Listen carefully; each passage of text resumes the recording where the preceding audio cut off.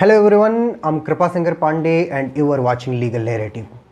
In this session, we are going to discuss the most important MCQs of the Constitution of India 1950, which is going to be relevant and useful for any competitive examination, whether it is civil services or any legal field examination, whether it is a law entrance examination or judicial service examination. So let's begin.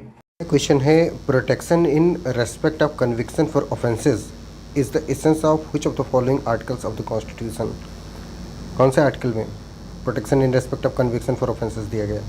बिल्कुल सही, article 20 में ये बात बताई गई है। इस पूरे वीडियो में हम आर्टिकल 20, 21 और 21 कैपिटल ए और 22 को डिस्कस करने वाले हैं। तो आप लोग इस चीज़ को अगर मतलब इन जो आर्टिकल हैं 20, 21, 21 कैपिटल ए और 22, इनसे आने वाले कोई भी क्वेश्चन को मिस नहीं करना चाहते हैं तो आप पूरे टेस्ट को अटेम्प्ट कीजिए।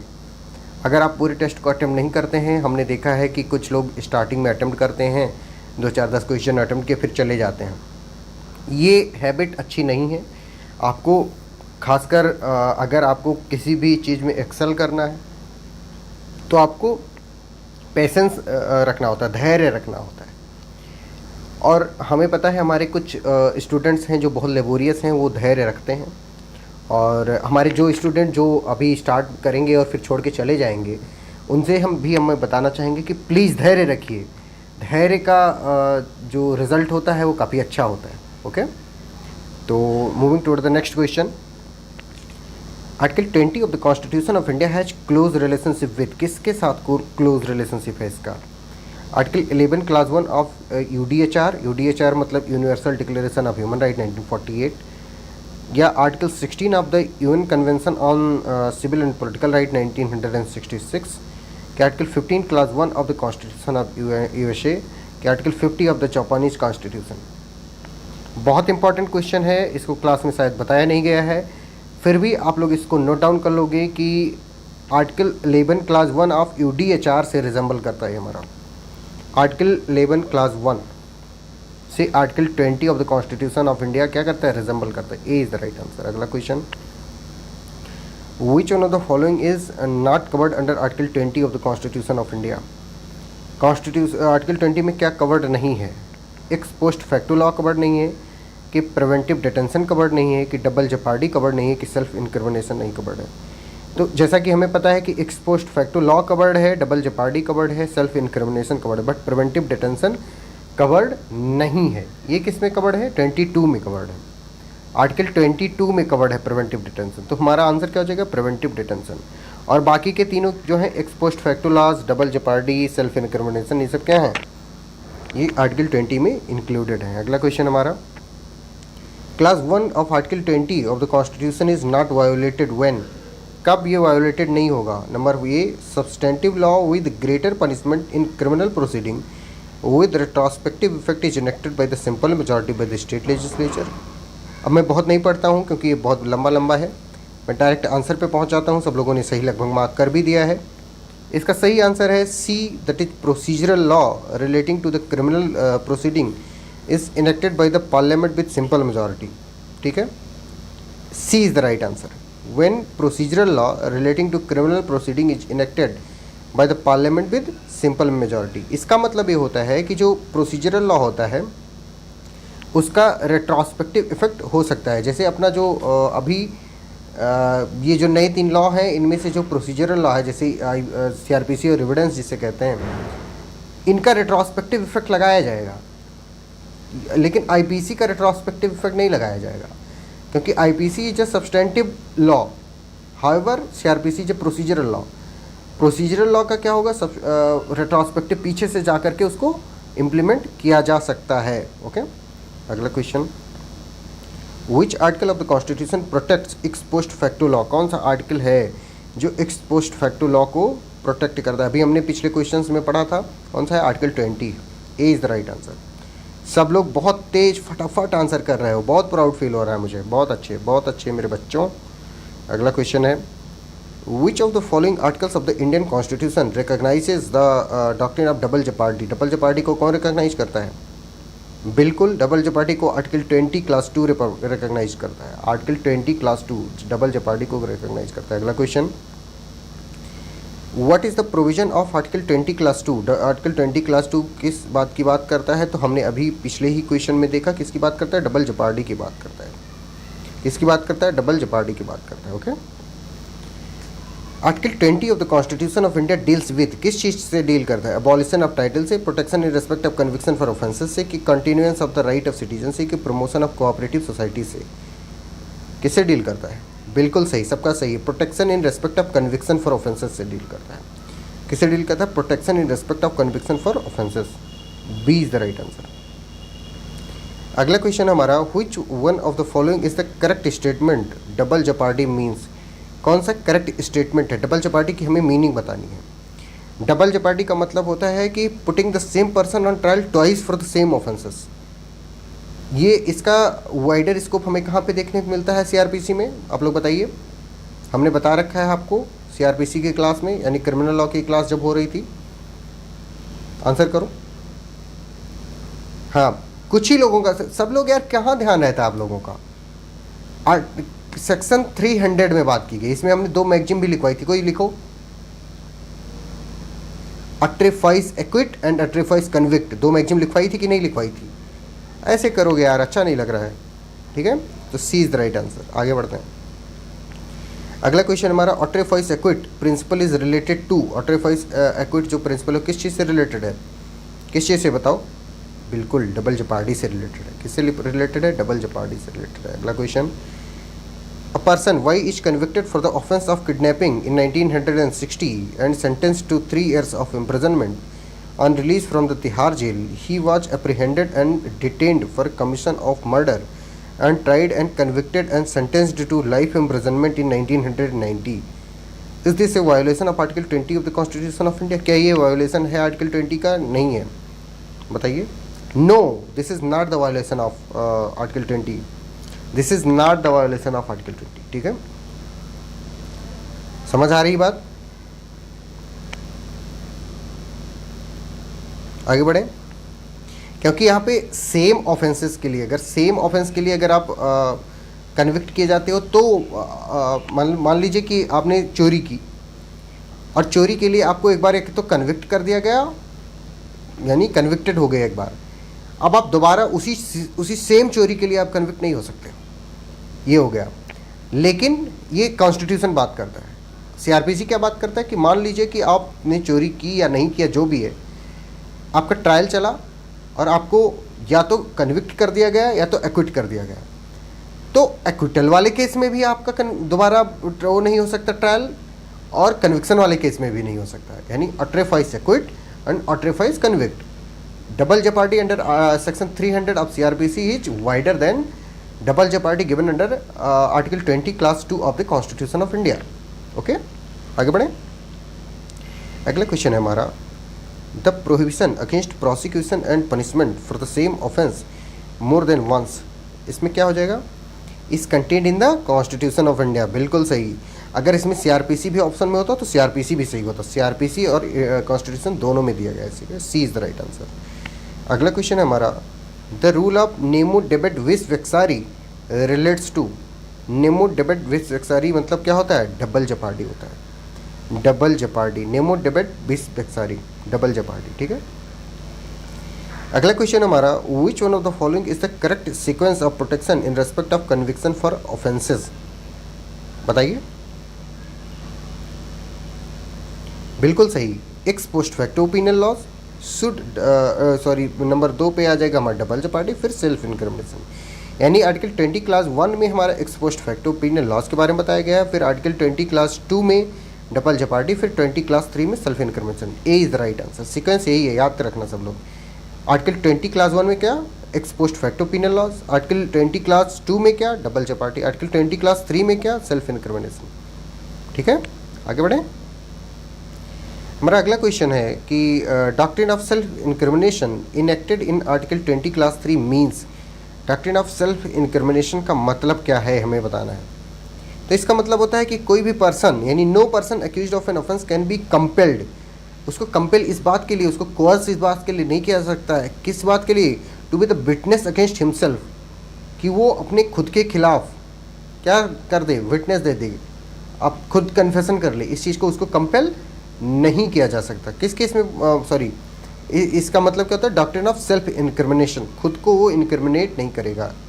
B is the right answer. अगला question, article 20 clause 3 of the constitution of India guarantees the right against self incrimination to, किसको ये गारंटी करता है राइट अगेंस्ट सेल्फ इनक्रिमिनेशन? बिल्कुल एन अक्यूज्ड को करता है, एन अक्यूज्ड को करता है। आपने शायद section 132 of Indian evidence act पढ़ा हो, नहीं पढ़ा होगा, वो सब लोग जल्दी जल्दी अपना बैरक पलट करके देखोगे, ठीक है, कि क्या बता रहा है वो मैं यहाँ पे एक्सप्लेन नहीं करूँगा क्योंकि अभी हम कॉन्स्टिट्यूशन का एमसीक्यू सॉल्व कर रहे हो, right.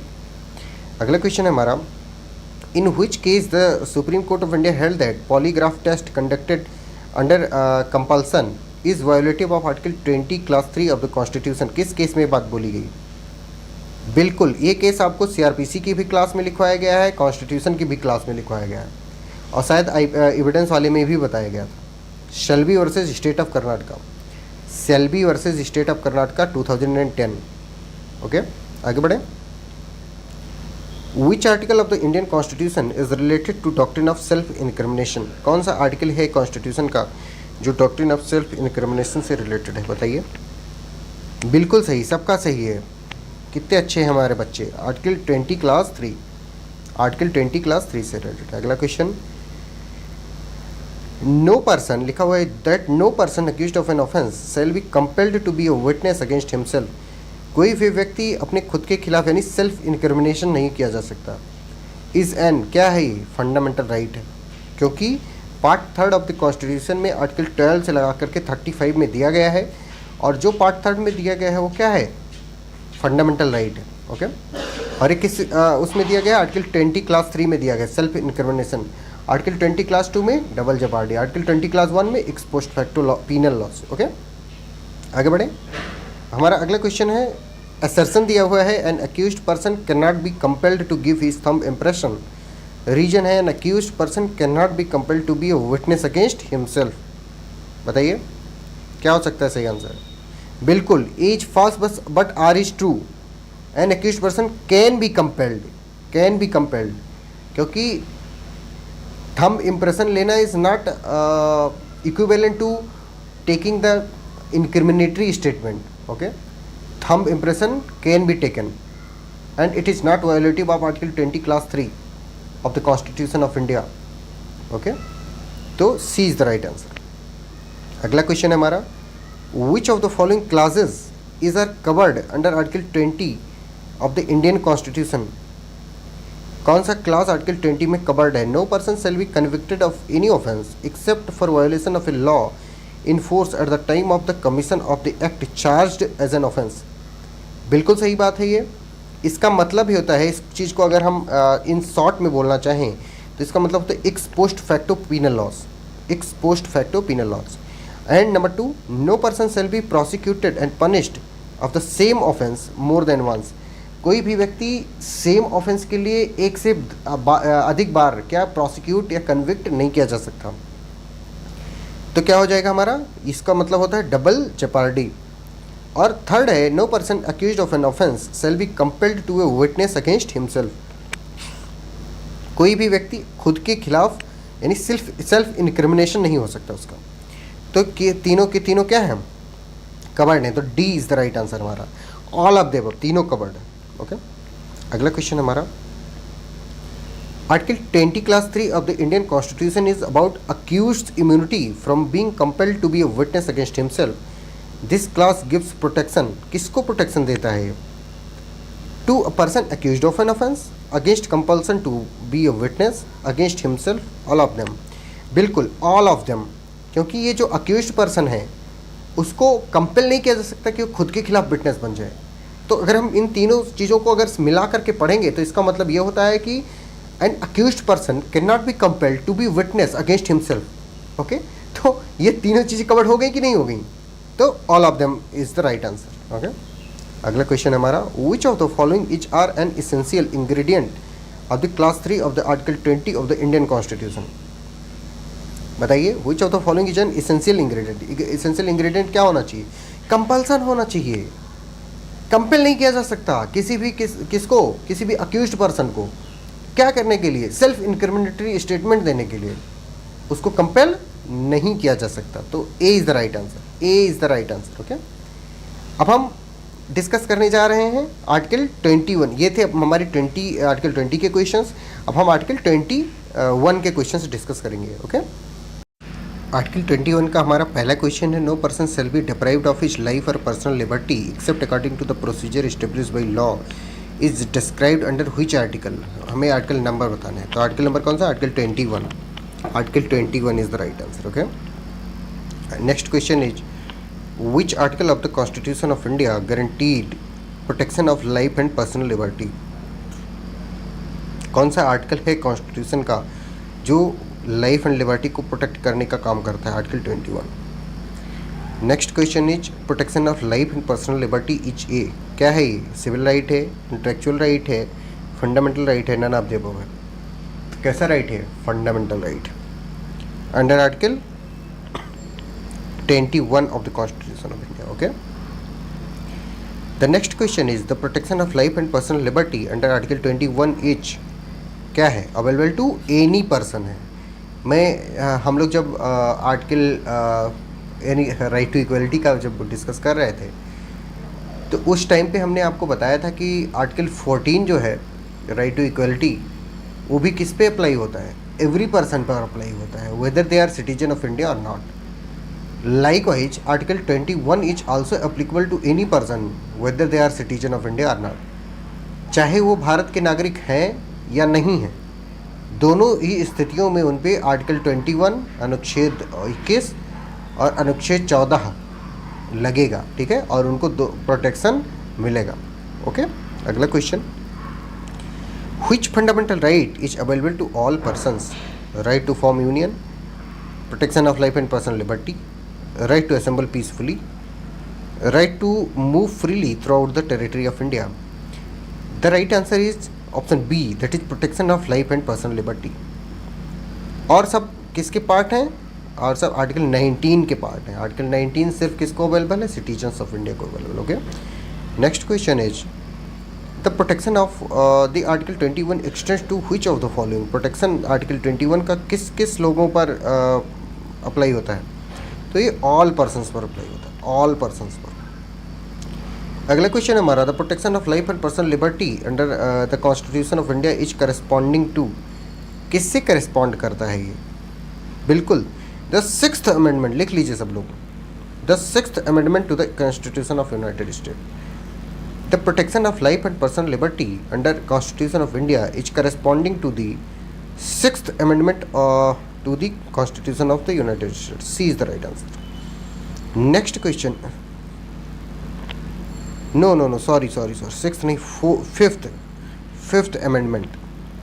The protection of life and personal liberty under the Constitution of India is corresponding to 5th amendment of the Constitution of the United States। B is the right answer, B is the right answer।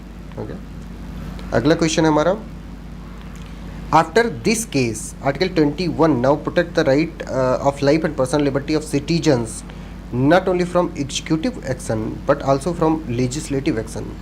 the case name is, case का नाम हमें बताना है। बिल्कुल सही, Maneka Gandhi versus union of India. C is the right answer. Maneka Gandhi के case में बताया गया था कि जो आर्टिकल 21 है वो सिर्फ और सिर्फ एग्जीक्यूटिव एक्शन के खिलाफ नहीं है, वो लेजिस्लेटिव एक्शंस के खिलाफ भी अप्लीकेबल है, मिलता है किसको? Citizens of India. अगला question, in which case justice Bhagwati said right to live with human dignity enshrined in article 21 derives its life breath from directive principles of state policy, particularly clause B and C of articles 39, 41, 42। किस case में सब बात बोली गई? बिल्कुल, बंधुआ Mukti Morcha versus union of India. बंधुआ Mukti Morcha versus union of India के केस में। अगला question, procedure establish by law the terminology is taken from the constitution of which country? USA, Japan, Canada, Australia. Answer करो सब लोग, हम देखें कौन कौन आंसर सही कर रहा है? नहीं नहीं नहीं नहीं, अमेरिका यूएसए नहीं है, Japan is the right answer. Japan is the right. Procedure establish by law कहाँ से आया है? जापान से आया है। ओके, अगला क्वेश्चन हमारा, the scope of expression procedure establish by law concurring in article 21 was expanded in the case of, किस केस में प्रोसीजर इस्टेब्लिश बाई लॉ को क्या किया गया? एक्सपेंड किया गया, बताइए आप लोग। बिल्कुल सही, Maneka Gandhi versus union of India, D is the right answer. Maneka Gandhi versus union of India, D is the right answer. अगला question, the word procedure establish by law in article 21 means, procedure establish by law article 21 में जो दिया गया है उसका मतलब क्या है? हमें मतलब समझाना है, हमें मतलब बताना है, ठीक है। तो भैया इसका मतलब होता है कि a law which is reasonably fair and just. A law, procedure establish by law मतलब होता है a law which is reasonably fair and just. Next question is, in which of the following cases the Supreme Court held that right to life is a fundamental right? right to, sorry हम लोग कुछ शायद miss कर गए। हाँ, okay okay okay, sorry याद आया, इसमें ये लिखना था right to peaceful sleep. Right to peaceful sleep is a fundamental right. किस केस में बोला गया? इन रे रामलीला मैदान केस। इसमें रामदेव बाबा की पिटाई हुई थी, आप लोगों को याद है, नहीं याद है? इन रे रामलीला मैदान केस। अगला question, the dissenting judgement in the case pertaining to the scope of application of the Aadhaar bill was given by, कौन था डिसेंटिंग जज? बिल्कुल जस्टिस डी.वाई. चंद्रचूड़ साहब थे, जो कि अभी कौन है? हमारे chief justice of India. Okay, dissenting judgement दिया था इन्होंने किस केस में? आधार वाले केस में। अगला question, fair trial in a criminal case is guaranteed in the constitution of India by article, कौन से आर्टिकल में इस चीज़ को गारंटी किया गया है? बिल्कुल, क्योंकि procedure establish by law and due process of law, इस चीज़ को फॉलो करना होता है। Except them no person can be deprived of his life और पर्सनल लिबर्टी। ओके, तो फेयर ट्रायल का प्रोविजन हम यहीं से इन्फर करते हैं, किस आर्टिकल से? आर्टिकल 21 से। अगला question, in which article the doctrine of due process of law is included, किस आर्टिकल में ड्यू प्रोसेस ऑफ लॉ को इंक्लूड किया गया? बताइए। बिल्कुल सही, सबका सही है आंसर, आर्टिकल 21 में इंक्लूड किया गया, article 21। Next question, which in which of the following cases it was held by the supreme court that right to trade on pavement is a fundamental right? Right to trade on pavement is a fundamental right, बिल्कुल सही, सबका सही। Sodan Singh versus new Delhi municipal committee, Sodan Singh versus new Delhi municipal committee, D is the right answer. Next question, next question is, in which of the following cases the supreme court of India has observed sexual harassment in the work place as a violation of human right? Sexual harassment human right का वायोलेशन है, किस case में बात बताई गई supreme court के द्वारा? तो कौन सा केस था? Vishaka versus state of Rajasthan, Vishaka versus state of Rajasthan, sexual harassment at work place. अगला क्वेश्चन, अगला क्वेश्चन है हमारा, in which of the following decisions the supreme court of India has issued 16 guidelines regarding the investigation of any encounter death? Encounter death में 16 point guideline किस में दिया गया, किस केस में दिया गया? तो the name of the case is PUCL versus state of Maharashtra, C is the right answer, PUCL versus state of Maharashtra. सब लोग इस केस को लिख लीजिए, नोट कर रहे हो ना सब लोग? नोट कर लीजिए जल्दी जल्दी। अगले केस पर पढ़े, सॉरी अगले क्वेश्चन पर पढ़े। अगला क्वेश्चन है हमारा, the supreme court of India has traced the right to privacy in which article, किस आर्टिकल में राइट टू प्राइवेसी को इन्फर किया गया है सुप्रीम कोर्ट के तौर? बिल्कुल आर्टिकल 21, आर्टिकल 21 में इसको ट्रेस किया गया है। ये किस केस में हुआ है ऐसा सब? तो ये केस में हुआ है Puttaswamy, justice K S Puttaswamy versus union of India. Okay, हो गया, समझ आ गई बात सबको? आगे बढ़ जाए हम लोग। आगे जब हम बढ़ेंगे तो हमारा अगला क्वेश्चन है, justice K S Puttaswamy versus union of India 2017 was decided by, कितने जजों की बेंच थी? बेंच ऑफ 9 जजेस, 9 जजों की बेंच थी। ठीक है। अगला क्वेश्चन हमारा, which one of the following is the correct statement? Right to privacy as a fundamental right is implicit in, किस में इम्प्लिसिट है बताइए? बिल्कुल, the right to personal liberty में इम्प्लिसिट है ये बात। Right to privacy is a fundamental right is implicit in the right to personal liberty. Okay, next question is, in which of the following case majority judgment of the Supreme Court held that Aadhaar not only gave them a unique identity but also a life dignity? किस case में बात बोली गई है? बिल्कुल, आधार वाला case ही तक क्या था, जस्टिस पुट्टास्वामी का केस था, और उसी को प्रिवेसी जजमेंट भी कहा जाता है। तो justice K S Puttaswamy versus union of India के केस में सब बात बोली गई। अगला क्वेश्चन है हमारा, which of the following judgements relates to the prohibition against causing pollution and discomfort to the public due to smoking at public places? बहुत इंपॉर्टेंट केस है। इस केस को इतनी बार पूछा गया है कि जितना मैं एम्फेसिस नहीं कर पा रहा हूँ यहाँ पे, आप लोग इस चीज़ को नोट डाउन करोगे और रट्टा मारोगे तो answer is Murli S Deora versus, Muri लिख गया है बट वो मुरली है, सॉरी फॉर दैट। हम लोग से कई बार स्पेलिंग मिस्टेक हो जाती है, कई बार आंसर बताते टाइम हमारे मुंह से गलत निकल जाता है, तो इसके लिए आप लोग कई बार माफ़ कर दिया करो, ठीक है। हाँ, अब मुझे पता है कि आप लोग होशियार बच्चे हो, तो अगर थोड़ी बहुत छोटी मोटी गलतियाँ हो जाएंगी तो माफ़ भी कर दोगे कि नहीं कर दोगे? बिल्कुल, तो B is the right answer, Murli S Deora versus union of India is the right answer. अगला क्वेश्चन हमारा, which one of the following is not included in article 21 of the constitution of India? Article 21 of the constitution of India में क्या included नहीं है बताना है हमें। तो राइट टू डाई इंक्लूडेड नहीं है, राइट टू लाइफ में राइट टू डाई इंक्लूडेड नहीं है, राइट टू लाइफ है, राइट टू लाइवलीहुड है, राइट टू डिग्निटी। ओके, आगे बढ़े हम लोग। अगला क्वेश्चन हमारा, in which case did Supreme Court allows passive euthanasia? Passive euthanasia किस केस में सुप्रीम कोर्ट ने अलाउ की? बिल्कुल सही सबका, Aruna Shanbaug versus union of India के केस में, Aruna Shanbaug versus union of India के केस में। अगला question, which out of the following is not a right covered by article 21 of the constitution?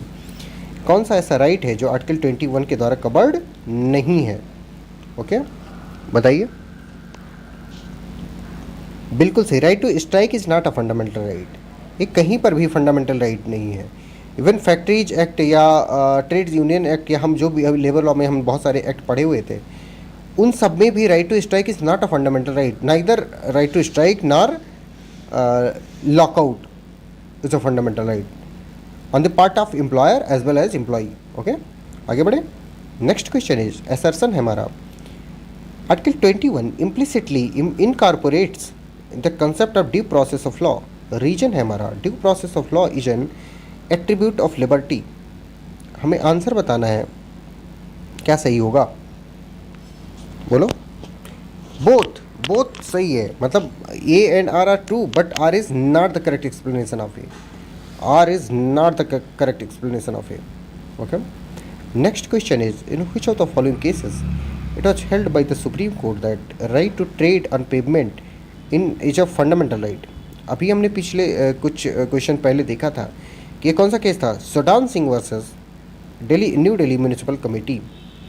D is the right answer. Next question, right of accused to speedy trial is a fundamental right under which article of the constitution of India? किस article में ये fundamental right है? तो article 21। Article 21 में ही हमने आपको एक list provide की हुई है, अगर आप लोगों ने देखा हो, केसेस की लिस्ट प्रोवाइड की थी। उस केसेस की लिस्ट में हमने आपको बहुत सारे केसेस भेजे थे कॉन्स्टिट्यूशन के। जिन को कॉन्स्टिट्यूशन के केसेस ना मिले हों वो क्या करेंगे, हमको व्हाट्सएप करेंगे, हम उनको केसेस की लिस्ट भेज देंगे। ओके, तो उसमें हमने ये भी बताया था कि right of accused of to speedy trial is a fundamental right within the meaning of article 21 of the constitution of India. Okay, आगे बढ़े। अगला क्वेश्चन हमारा, the case of Unni Krishnan versus state of Andhra Pradesh deals with which of the following rights? Unni Krishnan का case किस right से deal करता है? तो उन्नी कृष्णन, मोहिनी जैन और ये सारे केस किससे रिलेट करते हैं? राइट टू एजुकेशन से रिलेट करते हैं। B is the right answer. Unni Krishnan versus state of Andhra Pradesh deals with right to education. Next question is, right to health is concomitant concomitant होना चाहिए, यहाँ पे भी स्पेलिंग मिस्टेक है हमसे। Of which article of the Indian constitution, बताओ। बिल्कुल C is the right answer. Right to health is inferred from the right to life. Okay, next question is the supreme court of India held that the right to life includes the right to enjoy unpolluted air and water which made in one of the following cases. किस case में सब बात बोली गई कि जो right to life है वो क्लीन वाटर और अनपोल्यूटेड एयर को एंजॉय करने का भी राइट देती है? किस केस में बताया गया? तो rural litigation and entitlement Kendra Dehradun versus state of Uttar Pradesh. B is the right answer. B is the right answer. फिर से क्वेश्चन बोल देता हूँ कि right to life includes the right to enjoy unpolluted air and water was made in the following cases। किस case में बताया गया? Rural litigation and entitlement Kendra Dehradun versus state of Uttar Pradesh. B is the right answer. Okay, next question is which article of the constitution of India safeguards one's right to marry the person of one's choice. आप में से जितने भी लोग किस अपने person के choice से शादी करना चाहते हैं, चाहे वो किसी दूसरे कास्ट का हो, रिलीजन का हो, तो अपने मम्मी पापा से घबराने की ज़रूरत नहीं है, सोसाइटी से घबराने की ज़रूरत नहीं है, क्योंकि आप अपनी रेस्ट ऑफ द लाइफ अपने पार्टनर के साथ काटोगे ना कि सोसाइटी के साथ। तो खाना खर्चा थोड़ी नहीं चलाएगा आपका। तो क्या करोगे? ये राइट टू फंडामेंटल राइट कहाँ पे आपको दिया गया है? किस आर्टिकल में दिया गया है? बिल्कुल आर्टिकल 21 में दिया गया है। कई लोग कहते हैं कि वो अपने मम्मी पापा से बहुत प्यार करते हैं तो वो किसी से ये नहीं कर सकते, वो नहीं कर, नहीं, ऐसा नहीं है। आपको फंडामेंटल राइट है, go ahead and live your life happily ever after. Okay, तो आप सब लोग अपने अपने पसंद के ही लड़के या लड़की से शादी कीजिएगा। अपने माँ बाप के दबाव में, अब सोसाइटी के दबाव में मत आइएगा, अपने माँ बाप को परसुएट कीजिए। ओके, ठीक है, करोगे ना सब लोग? नहीं, मैं सीरियस बोल रहा हूँ, हंस रहा हूँ तो इसका मतलब ये नहीं है कि आप लोग नहीं करोगे। ओके, अगला क्वेश्चन है हमारा, in which of the following cases the supreme court of India has recognised transgender persons to be person of third gender. इस केस को हम लोगों ने अपने कोर्स में पढ़ाते टाइम आपको बताया भी है, अगर आप लोगों को ध्यान हो तो। केस क्या है हमारा? National Legal Services Authority versus union of India. A is the right answer. Transgender to persons to be person of third gender, National Legal Services Authority versus union of India. A is the right answer. A is the right answer. Okay, आगे बढ़ जाए हम लोग। अगला question है हमारा, article 21 capital A right to education to all children of the age of 6 to 14 years has been inserted in the constitution by. कौन से अमेंडमेंट एक्ट के द्वारा इसको इंसर्ट किया गया है? बताइए आप लोग। बिल्कुल सही, सबका सही, 86th constitutional amendment act 2002। Next question is article 21 capital A of the constitution of India provides for, किस चीज़ के बारे में बात करता है? आर्टिकल 21 कैपिटल ए किस चीज़ के बारे में बात करता है? बिल्कुल राइट टू एजुकेशन के बारे में बात करते हैं। नेक्स्ट क्वेश्चन इज आज पर आर्टिकल 21 कैपिटल ए, देखो अभी हम 21 डिस्कस कर रहे थे, अभी हम 21 कैपिटल ए डिस्कस कर रहे हैं। बहुत सारे क्वेश्चन हैं, इतने ज़्यादा क्वेश्चन हम आपको सॉल्व करा देंगे कि इनसे बाहर क्वेश्चन पूछने की कोई गुंजाइश ही नहीं बचेगी। समझ पा रहे हो ना आप लोग? हमने क्यों आपसे वादा किया था कि एक बार हम अगर आपका हाथ पकड़ लिए ना तो आपको हम एग्ज़ाम क्लियर करा के मानेंगे। सेम चीज़ हम जुडिशरी वगैरह वाले में भी करने जा रहे हैं। तो जिसको जुडिशरी का वो ज्वाइन करना हो, आप लोग गूगल फॉर्म भर दीजिए और 5 जुलाई 2024 से लगा करके 10 जुलाई 2024 तक डेमो क्लास जो चलेगी उसमें आप लोग इनरोल कर सकते हैं और फ्री ऑफ कॉस्ट चलेगी, और 15 जुलाई से पेड बैच चालू होगा। ठीक है, तो इस क्वेश्चन में हमने क्या देखा? 6 to 14 years. As per article 21 capital A the state shall provide free and compulsory education to all children of the age of 6 to 14 years. A is the right answer. हो गया। The next question is assertion हमारा है right to education is a fundamental right. Reason हमारा है our constitution has no provision for education before making to education as fundamental right. Whether reason is correct और not, बताइए। बिल्कुल C is the right answer, that is A is true, right to education is a fundamental right now, but R is false, that is reason is false. क्योंकि इससे पहले भी article 46 वगैरह अगर आप देखोगे तो उसमें 46, 45 इन सब में आर्टिकल्स में किस चीज़ का प्रोविज़न किया गया है? एजुकेशन का प्रोविज़न पहले भी किया गया था। ठीक है, और अब इसको तो डीपीएसपी से उठा करके कहाँ पे ला के रख दिया गया है डीपीएसपी से उठा करके फंडामेंटल राइट में ला करके रख दिया गया है। ठीक है, किसी को कोई सा कितने क्वेश्चंस में। अगला क्वेश्चन हमारा, constitution of India case related to protection against handcuffing. Under constitution of India which case is related to protection against handcuffing, ऐसा होना चाहिए क्वेश्चन। तो हैंडकफिंग से रिलेटेड कौन सा है, प्रेम शंकर वर्सेस दिल्ली एडमिनिस्ट्रेशन। जैसे मैं कृपा शंकर, तो केस का नाम प्रेम शंकर, आप लोग ऐसे याद कर लो कि कृपा शंकर पांडे को हथकड़ी लगनी चाहिए कि नहीं लगनी चाहिए, तो नहीं लगनी चाहिए, तो इसलिए प्रोटेक्शन अगेंस्ट हैंडकफिंग किस केस में आ जाएगा, प्रेम शंकर शुक्ला वर्सेस दिल्ली एडमिनिस्ट्रेशन। शुक्ला तो खैर नहीं ऐड किया गया है, प्रेम शंकर ही इतना है, याद कर लो, इतना प्रेम शंकर याद कर लो, बहुत हो गया। अगला क्वेश्चन है हमारा, right to education is a fundamental right emanating from right to, कहाँ से इमिनेट करता है, life and personal liberty under article 21, life and personal liberty under article 21।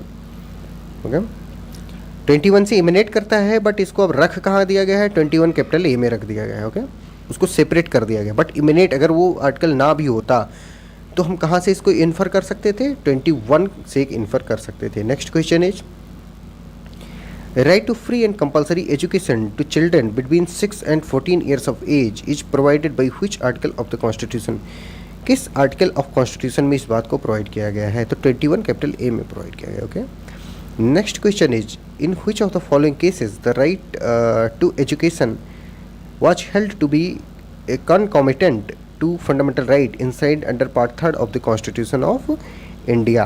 किस केस में बताया गया, Mohini Jain versus state of Karnataka. अभी हमने आपके साथ एक क्वेश्चन और एक केस और डिस्कस किया था, उसका केस का क्या नाम था, Unni Krishnan versus state of Andhra Pradesh, और ये कौन सा केस है, Mohini Jain versus state of Karnataka. ये दोनों केस जब आएंगे तो हम किस बारे में बात कर रहे होंगे, बात कर रहे होंगे राइट टू एजुकेशन के बारे में बात कर रहे होंगे। अगला क्वेश्चन हमारा, in India right to education is a, क्या है ये, फंडामेंटल राइट है under article 21 capital A. Next question is, in which of the following cases domiciliary visit by the police without the authority of a law was held to be violative of Article 21 of the Indian Constitution, assuming that a right of privacy was a fundamental right derived from the freedom of movement guaranteed by Article 19(1)(d) of the Indian Constitution, as well as personal liberty under guaranteed by Article 21।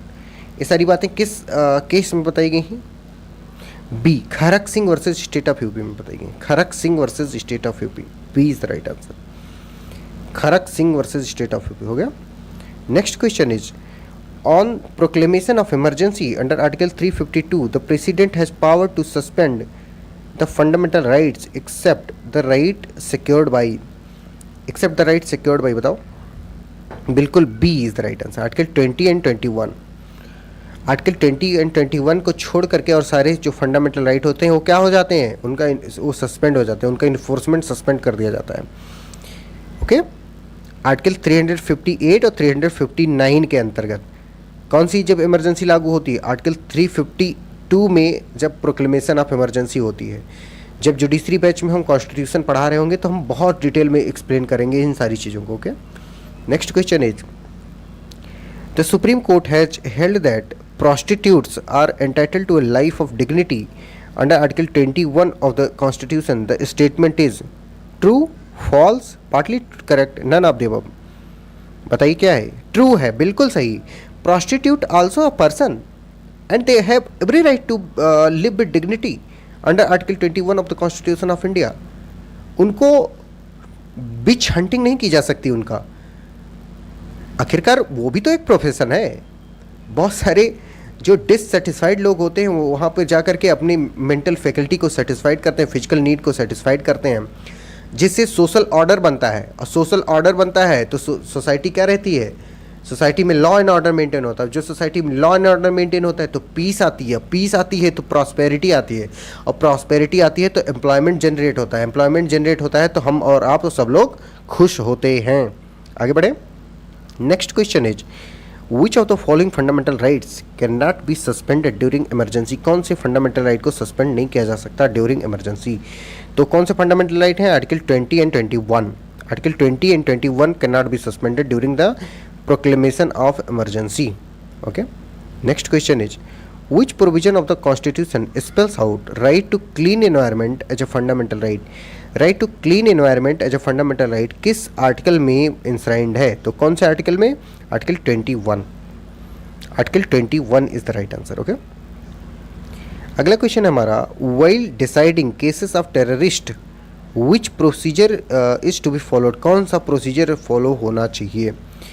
बिल्कुल सही, हम चाहे जिससे deal कर रहे हों, चाहे वो टेररिस्ट हो, चाहे मर्डरर हो, चाहे रेपिस्ट हो, चाहे थीफ हो, चाहे जो हो, अगर कोई वो ऑफेंस कमिट किया है और उसका ट्रायल होना है तो उसका ट्रायल कैसे होगा? प्रोसीजर इस्टेब्लिश बाय लॉ से होगा, आर्बिट्रेरी प्रोसीजर नहीं होगा। इंडिया में किसका रूल है? रूल ऑफ लॉ है। यहाँ पे किसी की विम्स एंड फैंसी पर काम नहीं होता है। ये नहीं है कि किसी की मेजॉरिटी गवर्नमेंट है तो उसका जो प्राइम मिनिस्टर होगा वो अपनी विम्स एंड फैंसीज पे कोई चीज़ चलाएगा, नहीं। अगर वो चलाने की कोशिश करेगा तो सुप्रीम कोर्ट या हाई कोर्ट उस चीज़ को क्या कर देंगी? ओवर रूल कर देंगी, अनकॉन्स्टिट्यूशनल घोषित कर देंगी, वाइड घोषित कर देंगी। ठीक है, आ रही बात समझ सबको? आगे बढ़ें। The next question is which of the following set is set to be golden triangle of the Indian constitution? किन सेट को golden triangle of Indian constitution कहा जाता है? बताइए आप लोग। बिल्कुल सही, सबका सही है, D is the right. Article 19, 14 and 21 को गोल्डन ट्राइंगल कहा जाता है। The next question is which of the following statement regarding protection of personal liberty is are found to be correct? Number first, the object of article 21 of the constitution of India is to prevent encroachment upon personal liberty by the executives save in accordance with the law and in conformity with the provisions thereof. Number 2, before a person is deprived of his life or personal liberty, the procedure established by law must be strictly followed and must not be departed from to the disadvantage of the person affected. बताइए कौन सा option सही होगा? बिल्कुल, A is the right answer. 1 and 2 only, 1 and 2 दोनों सही हैं। Okay, next question is which of the following can be included in the right to life and life under article 21 of the Indian constitution? Right to life of Indian constitution में क्या included है बताइए? बिल्कुल, 1, 2 and 3 सब included है। पढ़ के सुना देता हूँ एक बार। Right of a person not to be subjected to bonded labour or to unfair condition of labor. Number 2, right of a bonded labor to rehabilitate after release. Number 3, right to a decent environment and a reasonable accommodation. A is the right answer. हम अपने judiciary batch जब launch करेंगे तो हम आप लोगों को जो MCQs देंगे वो हिंदी में भी देंगे और इंग्लिश में तो दे ही रहे हैं हम, ठीक है, बट उनकी क्वालिटी थोड़ा और बेटर होगी।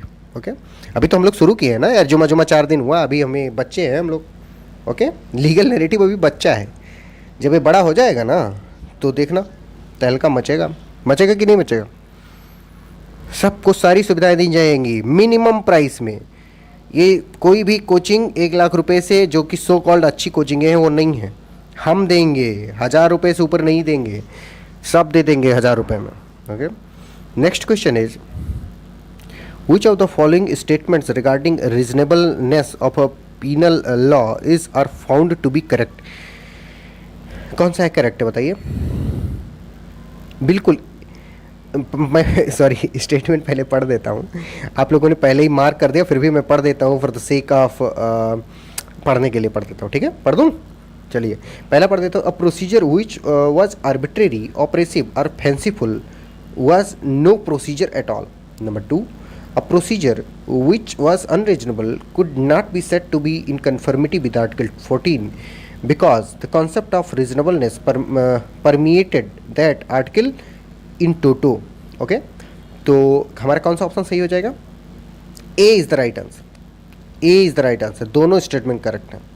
Next question, protection against arrest and detention in certain cases is mentioned in which of the following articles of the Indian Constitution? किस आर्टिकल में ये बात बताई गई है? तो कौन सा आर्टिकल है हमारा, बताओ? बिल्कुल सही, C is the right answer. Protection against arrest and detention in certain cases किस में दी गए हैं? जिसमें इसी आर्टिकल में हम प्रिवेंटिव डिटेंशन की भी बात करेंगे। किस आर्टिकल में? आर्टिकल 22 में बात करेंगे। ओके, आगे बढ़ जाए हम लोग। अगला क्वेश्चन है हमारा मैं बार बार अगला केस बोल देता हूँ, सॉरी। अगला क्वेश्चन है हमारा, which of the following statement is are found to be correct. कौन से केस स्टेटमेंट करेक्ट है? Number first is the person arrested has a right to consult a legal adviser of his own choice ever since the moment of his arrest, and also to have effective interview with the lawyer out of the hearing of the police, though it may be within their presence. Number 2, the right extends to any person who is arrested whether under the general law or under a special statute. बताइए क्या सही होगा? Both is the correct answer, C is the right answer है, मतलब दोनों statement जो हैं वो करेक्ट हैं। ओके, ठीक है। अब हम कुछ क्वेश्चन सिर्फ और सिर्फ किससे डील करेंगे? राइट टू एजुकेशन, यानी आर्टिकल 21 कैपिटल ए से डील करेंगे। ओके, तो पहला क्वेश्चन है, when was the right to education added through the amendment in the constitution of India? किस उससे एड किया गया बताइए? 1 अप्रैल 2010 से, 1 April 2010। Next question, after the 86th amendment to the constitution article कौन सा ऐड किया गया? Says free and compulsory education to all children between 6 to 14 years is fundamental right of the children. A is the right answer. 21 capital A. 21 capital A. Okay.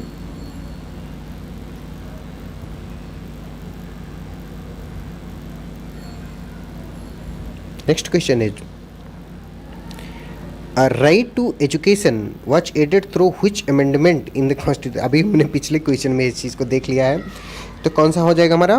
86th constitutional amendment act. Next question is, of the Indian constitution, हमें बताना कौन सा article है हमारा? Indian constitution grants the right to free and compulsory education to all children between the age group of 6 to 14 years. कौन सा है? B is the right answer, 21 capital A. Next question is, right to education to all children between the age group of 6 to 14 as क्या है? Fundamental right है। कौन से article में? 21 capital A में। अगला question, with reference to right to education under article 21 capital A of the Indian constitution which of the following statement is are correct? Statement number 1 is article 21 capital A was added to the constitution by 86th constitutional amendment act 2002. Number 2 is, any statement number 2 is, Article 21 capital A declares that the state shall provide free and compulsory education to all children of the age of 6 to 14 years in such a manner as the state may determine.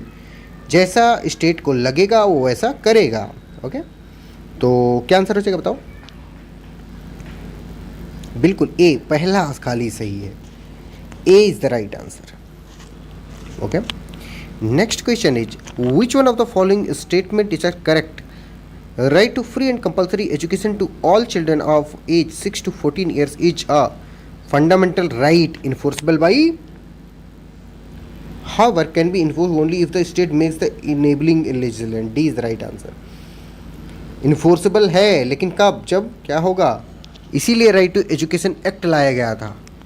Okay, उसको enable बनाया गया।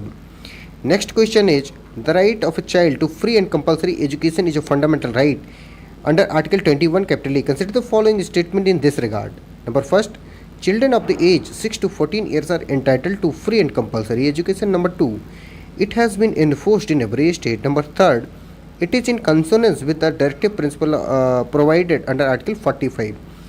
Which of the above statement is are incorrect? Incorrect बताना है ma'am. Only 2 is the correct answer. Only 2 is the correct answer. Okay, अब हम कुछ question specially खाली article 22 से डिस्कस करेंगे। ओके, तो हमारा पहला क्वेश्चन है, article 22 of the constitution provides protection against which of the following? किसके अगेंस्ट प्रोवाइड करता है ये प्रोटेक्शन? बताओ। बिल्कुल सही, all of the preventive detention के खिलाफ, डिटेंशन के खिलाफ और अरेस्ट के खिलाफ, सबके खिलाफ करता है। अगला question, safeguard against the arrest and detention are provided under which article of the constitution of India? किस आर्टिकल में प्रोवाइड किया गया है? तो किस आर्टिकल में प्रोवाइड किया गया है? बिल्कुल आर्टिकल 22 में प्रोवाइड किया गया है, आर्टिकल 22 में। अगला question, under which one of the following articles of the constitution an accused person has been guaranteed the right to be informed of the nature and cause of accusation? कौन सा article कहता है कि nature और acquisition दोनों के बारे में उसको क्या होना चाहिए? जानकारी होनी चाहिए। कौन सा आर्टिकल ये बात बताता है? 22 क्लास 1। अगले वीडियो में हम आपके साथ डिस्कस करेंगे 25 to 28 in right to religion, 29 and 30 cultural rights और आर्टिकल 32। ठीक है, यानी हम फंडामेंटल राइट कल के टेस्ट में ख़त्म करने वाले हैं। सब लोग आप तैयार रहिएगा। Okay, next question is every person who is arrested और detained is required to be produced before the nearest magistrate within कितने पीरियड में, कितने समय में उसको पेश किया जाना बहुत ज़रूरी है। A is the right answer 24 hours. Next question is which of the following is mentioned in clause 2 of article 22 of the Indian constitution. कौन सी चीज़ मेंशन्ड है बताओ। बिल्कुल, right to be produced before the nearest magistrate mentioned है, और कोई चीज़ mentioned नहीं है। एक्सप्लिसिटली और कोई भी चीज़ मेंशन्ड नहीं है। Okay, next question is right of an accused to be defended by a legal practitioner of his choice commences when. कब से ये कमेंस हो जाती है? व्हेन ही इज अरेस्टेड, जब से अरेस्ट होती है तब से लगा करके इसके पास क्या रहता है? चॉइस रहती है। किससे? Defended bye legal practitioner. Okay, समझ आ रहा है भैया? भैया ये न्यूट्रल वर्ड फिर बता दे रहा हूँ। अगला question, there is no fundamental right of a person arrested not to be detained in custody without being informed as soon as may be of the grounds of such arrest और for period beyond that of 24 hours of such arrest excluding the time necessary for journey from place of arrest to court without the authority of a magistrate. किस चीज़ में बात बताई गई है सारी चीज़? तो C is the right answer both, यानी in case of one who for the time being is an enemy alien. Number 2, in case of one who is arrested और detained under any law providing for preventive detention. C is the right answer. Okay, C is the right answer. Next question, under article 22 clause 4 of the constitution of India with the exception of certain provisions stated therein, what is the maximum period for detention of a person under preventive detention? बताइए। बिल्कुल 3 month का maximum period है preventive detention करने का। 3 month is the maximum period for preventive detention. Next question, under which article preventive detention impose restriction on life and liberty? बताइए। 22 article 22 preventive detention से deal करता है। आर्टिकल 22 प्रिवेंटिव डिटेंशन से deal करता है। Okay, next question is find the